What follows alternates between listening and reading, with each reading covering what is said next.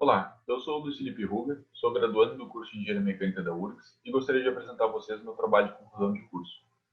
O nome do meu trabalho é Soldagem a Laser em Tambor de Embreagem e o meu professor orientador é o Dr. Arnaldo Rubem Gonzalez.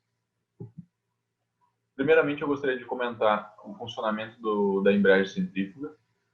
Ela é um componente das forçadeiras, em que essa embreagem é um sistema de massa-mola em que está atrelado ao eixo do motor.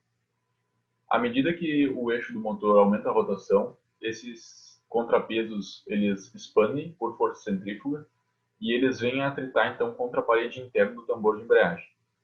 Dessa forma, é transmitido o momento do eixo do motor ao do elemento de corte. O tambor de embreagem, por sua vez, ele possui dois elementos básicos. Ele possui a luva, o eixo, e o seu caneco estampado. Eles são montados por interferência, mas também por uma solda conhecida como brasagem, em que é depositado um cordão de uma liga de cobre e esse componente então ele vai para um forno.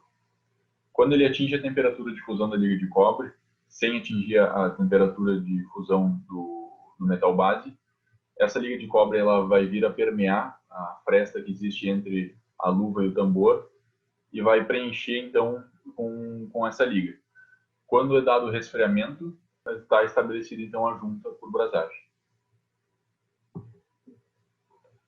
Bom, a motivação desse trabalho é basicamente a aprovação do trabalho de conclusão de curso de engenharia mecânica, mas também ele faz parte de um projeto de internalização desse componente, em que está sendo estudada uma alternativa ao processo de brasagem, que seria a soldagem por laser. Dessa forma, o objetivo é uma redução de custo do componente. Então, os objetivos desse trabalho é basicamente buscar entender como a variação dos parâmetros no processo de soldagem a laser interfere na resistência mecânica da junta, tendo em vista que a resistência mecânica da junta é um requisito de norma e que ela deve ultrapassar 7,5 kN para poder ser aprovada, e qual seria a resistência mecânica máxima que poderia ser obtida através dessa soldagem a laser. Uma máquina de solda laser ela possui basicamente três elementos. O ressonador, que no caso do estudo é um ressonador de CO2, onde é gerado o laser. O sistema de projeção de feixes, que é um conjunto de espelhos e lentes. E o cabeçote, que possui uma lente convergente e geralmente está atrelado a um sistema de coordenadas em que ele se desloca a fim de varrer todo o perímetro da junta. A soldagem ela pode ser dada, então, basicamente por duas formas, dependendo da densidade de potência envolvida. A primeira delas seria a soldagem por condução, que seria próxima aos resultados obtidos numa soldagem por arco elétrico, mas também existe a soldagem por furo controlado, em que deve ser dada uma estabilidade entre a velocidade de avanço e a potência envolvida no laser, e na vaporização do metal no interior desse furo. E esse segundo método ele atinge profundidades maiores de soldagem. A penetração acaba sendo mais elevada. Bom, para entendimento de como funciona, como seguir no desenvolvimento desse estudo, foi utilizado então o método de experimentos box banking, em que são necessários três parâmetros independentes e eles devem estar em três níveis cada um, máximo, médio e mínimo, sendo que nenhum dos valores vai estar em todos os seus, nenhum das amostras vai estar em todos os seus fatores máximos, nem os seus fatores mínimos. Pelo menos sempre um vai estar no seu valor intermediário. São no total, então, 15 amostras, sendo que 3 delas são repetidas no ponto central, todas com o valor intermediário, a fim de garantir a repetibilidade do experimento.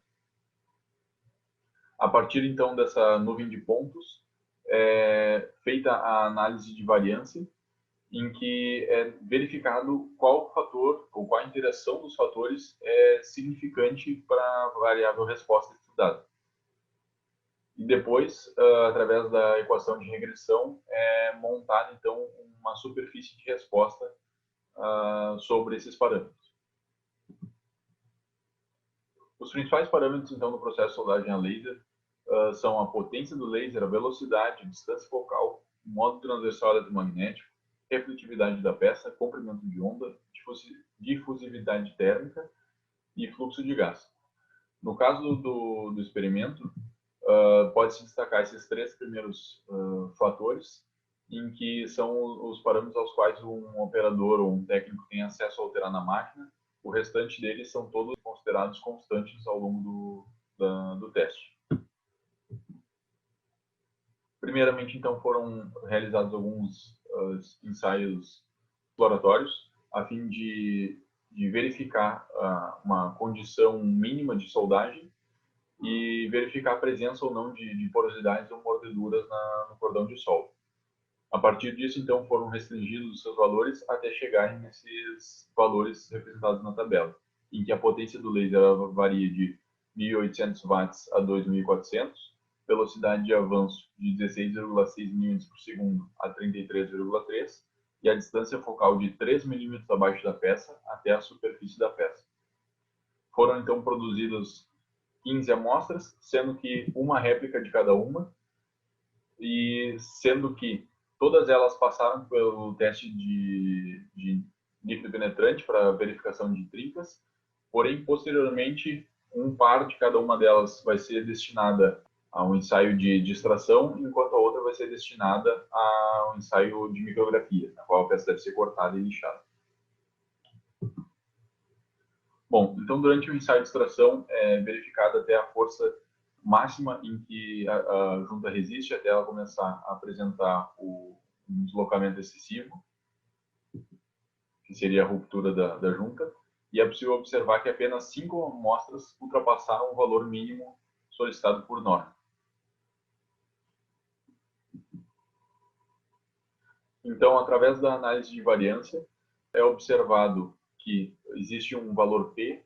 Esse valor P, quando ele possui valor abaixo de 0,05, significa que ele é significante sobre a variável resposta, e isso ocorre apenas para 3 casos: a potência no seu regime linear, a distância focal no seu regime linear e a potência no seu regime quadrático.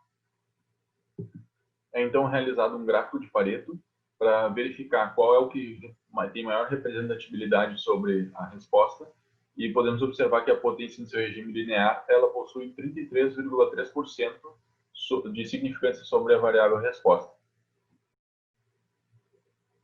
Portanto, a partir disso é criada então a equação de regressão, em que essa equação de regressão posteriormente vai ser utilizada para a criação da superfície de resposta. Ainda para verificar a comprovação da significância, nós podemos observar esses 3 gráficos.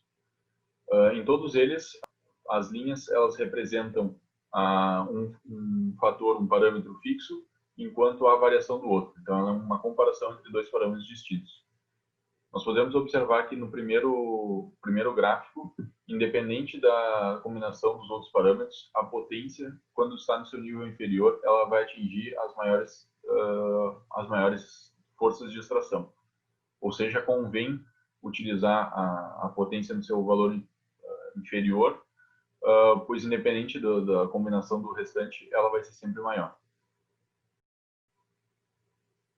Então, a partir da geração da superfície de respostas, podemos também comparar a potência com a velocidade, assim como a potência com a distância focal. Podemos observar, então, que existe uma concentração das maiores forças de extração nessas 2 regiões, em que, no primeiro gráfico, nós podemos observar que a potência no seu limite inferior com a velocidade no seu limite inferior possuem as maiores forças de extração, assim como a potência no seu nível inferior e a distância focal próximo da superfície, que seria o 0 também. A fim de verificar uma comparação entre os valores estimados pela equação de regressão, assim como os observados experimentalmente, é gerado esse gráfico em que nós conseguimos comparar então os valores estimados com os observados. É ainda possível a gente, através do software habilitado, obter então quais seriam os parâmetros que resultariam na força de extração máxima.